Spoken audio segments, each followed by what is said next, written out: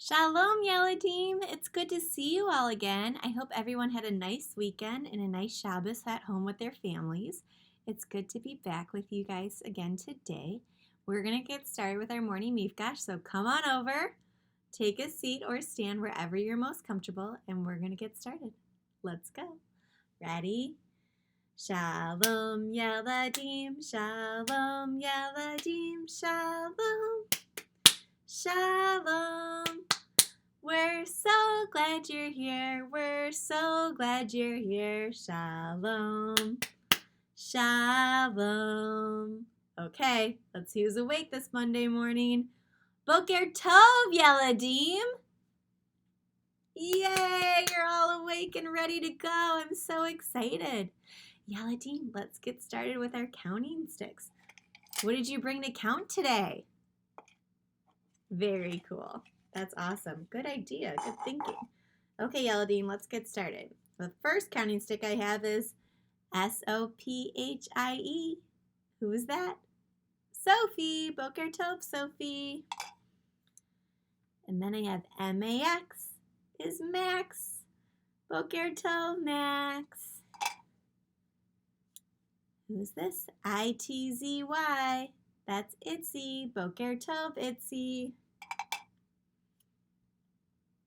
Leo, that's Leo. Boker Tov, Leo. Noga is Noga. Boker Tov, Noga. Charlie with a last name that starts with a K is Charlie K. Boker Tov, Charlie K. Brooklyn is Brooklyn. Boker Tov, Brooklyn. Natalie is Natalie. Boker Tov, Natalie. Maya is Maya. Boker Tov, Maya. Esme is Esme. Boker Tov, Esme. Riley is Riley. Boker Tov, Riley. Naomi is Naomi. Boker Tov, Naomi. Ellie is Ellie. Boker Tov, Ellie. Jackson is Jackson. Boker Tov, Jackson. And Charlie with a last name that starts with an R is Charlie R. Boker Tov, Charlie R. Okay, Yeladim, let's see how many friends are counting with us today. Okay, get ready. We're going to count them. Do you have your counting objects out? Great. Here we go. Count with me, please. 1, 2, 3, 4, 5, 6, 7, 8, 9, 10, 11, 12, 13, 14, 15. Yeladim, how many friends are here today? That's right, there are 15 friends watching our morning mifgash video today.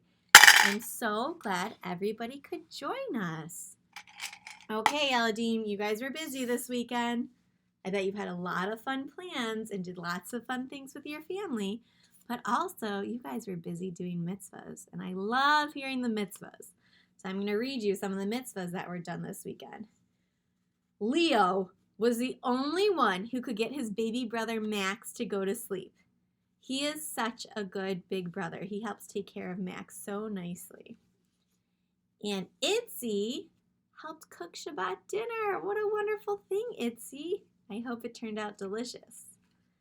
Itzy also kept Lev safe and helped keep Lev safe while Ema cleaned up the big diaper mess. Oh my goodness. Itzy, thank you so much for watching over your baby brother Lev while Ema was busy helping to clean up after him. And Ellie helped Michelle and Mommy with the dishes and laundry. That's such a nice mitzvah, Ellie. Thanks for helping around your house. And Riley delivered a coffee cake to his elderly neighbor. That was so thoughtful, Riley. I bet they really appreciated that. Yeladim, you guys did such a nice job doing mitzvahs this weekend. Let's count how many you did. Ready? Count with me, please. 1, 2, 3, 4, 5. Yeladim, how many mitzvahs did you guys do this weekend? 5. That's right. You guys did 5 mitzvahs. Good job, Yeladim. And I'm going to add it to our ever-growing mitzvah tree. This thing is getting so big. So many mitzvahs on this mitzvah tree. Good job, Yeladim. So, can you remind me, because it's been a whole weekend since we've talked about it, what Jewish holiday is coming up? Shout it out. That's right, Passover. Clap it out with me. Ready? Passover.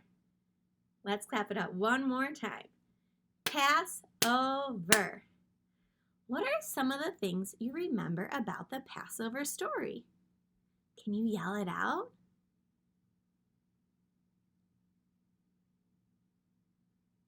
Wow, I heard so many good answers. So you're right. The Jewish people were so sad when they were in the land of Egypt working for mean King Pharaoh, who would only let them do his work, and they didn't want to build what he wanted to build. They wanted to be free to live in their own Jewish way. And King Pharaoh made them work every day and every night, and they were so sad. But then the wonderful wise man Moses spoke up and said, King Pharaoh, you must let these people go to live in their own Jewish way. But what did King Pharaoh say? That's right, he said, no, I will not let them go. And Moses said, then you will be punished. That's right. And do you remember, what was King Pharaoh's punishment when he woke up in bed? What was all over? Do you remember what was everywhere?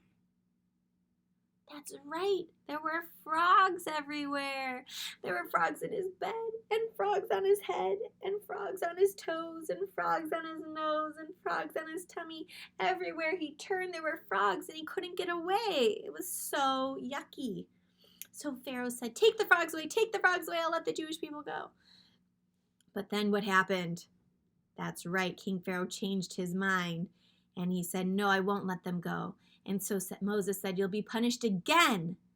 Yeladim, how many times was King Pharaoh punished until he let the Jewish people go? Do you remember that big number? That's right. 10 times he was punished before he let them go. And so the Jewish people were so excited that they finally were going to be free from the land of Egypt that they packed up really quickly. And did they have time to make their bread before they left? No, they didn't have time. So they packed their dough and they took it with them. And they walked through the desert to the land of Eretz Yisrael, the land of the Jewish people. And while they were walking in the hot, hot desert sun, they would make their dough on, what did they make them on top of, Yeladim? Do you remember? That's right, rocks. They would cook them and bake them on rocks. And it turned out to be what, Yeladim? Matzah. That's right. Crunchy matzah that they would eat while they were walking through the desert. And when they were walking, Moses' sister would sing a celebration song. And do you remember, what's Moses' sister's name? Tricky question. That's right, her name was Miriam. And Miriam would play a tambourine and sing along to Dayenu with everybody. And they were so happy to be out of the land of Egypt and headed to the land of Israel. So Yeladim, every Passover, we celebrate and we bring all of our family friends together to have a big celebration and tell the story of Passover. Does anybody know, we talked about this last week, what's it called, the big Passover dinner with everyone there? That's right, it's called a Seder. And Seder is a special Hebrew word, and it means something. And someone even knew what the meaning was last week. Does anybody know? Can you shout it out? What does Seder mean? That's right. Seder means order. So Seder means order because we do the Seder in a special order. We have our dinner and we follow a special order when we do our Seder. And part of the Seder is that it's set up in a special way. So just like every Shabbat, we talk about what we need for our Shabbat table. Our Seder has to have special things on the Seder table. Can you think of some of the things that a Seder table needs? Wow, that was a lot of good answers, Yaladim. You're right, we need a lot of things for the Seder table.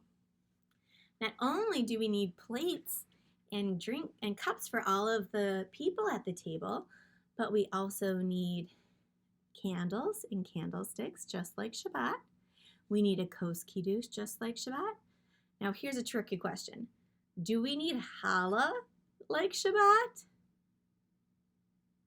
No, we don't need challah because do we eat bread over Passover? No, that's right. We don't eat bread. We eat that. What did they make in the desert that we eat? That's right. We make matzah. And so we eat matzah over Passover instead of bread. So we have the candles, we have the kos kiddush, we have matzah. And of course, if you want, you can put flowers on your table. But there's something else that's very special and unique to our Seder that we don't have on a normal table. Does anybody know it's a special plate? That's right, it's called a Seder plate. And a Seder plate has lots of different things on it that represent the different things of Passover in the story. Now I'm going to show you the Seder plate that we use in my family. And let's count how many spots are on this Passover plate.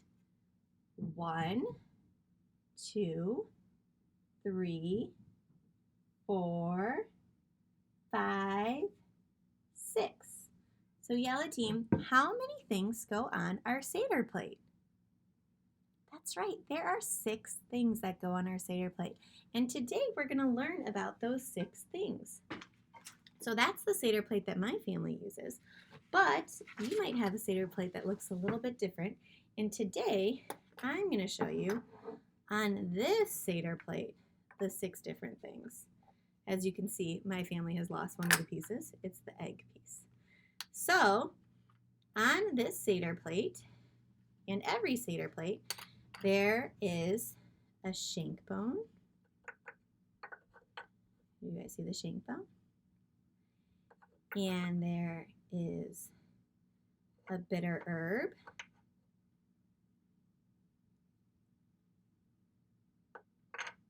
And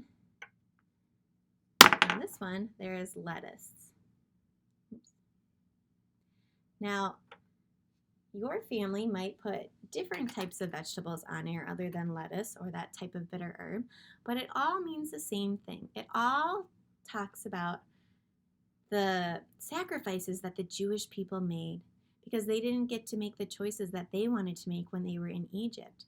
And instead, we use these 3 things, the lettuce, the bitter herbs, and the shank bone, to remind us of the bitter, sad times that the Jewish people had when they were in the land of Egypt.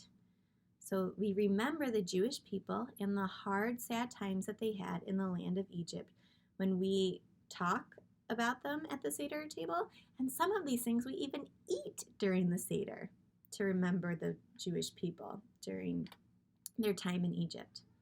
Now, the charoset represents the mortar or the clay and bricks that the Jewish people used to make and build things that King Pharaoh wanted them to make. And the egg and the karpas or parsley reminds us of new hope and happiness that the Jewish people would have in the land of Israel with their new life. So during the Seder, we do different things with all of these 6 things on the Seder plate. So everybody at the table usually has their own little plate. It's not necessarily as big as this, but it might just be a little plate that they have each of these 6 things on it. Or maybe all these 6 things are on the table in addition to being on the Seder plate, because you might get to eat some of them during the Seder to remember the Jewish people and the hard, sad times that they went through, and also the new life and new hope that they had in the land of Eretz Israel. So I talked to you a little bit about charoset, which is something that we make that I think is very yummy. It's my favorite part of the Passover Seder. It's made of apples, cinnamon, and either wine or grape juice. So we're going to learn a song today about charoset, okay? Make charoset, chop, chop, chop, apples and some wine, plop, plop. Put some cinnamon on top, make charoset, chop, chop, chop. Can you sing it again with me? Okay, here we go. Make charoset, chop, chop, chop, apples and some wine, plop, plop.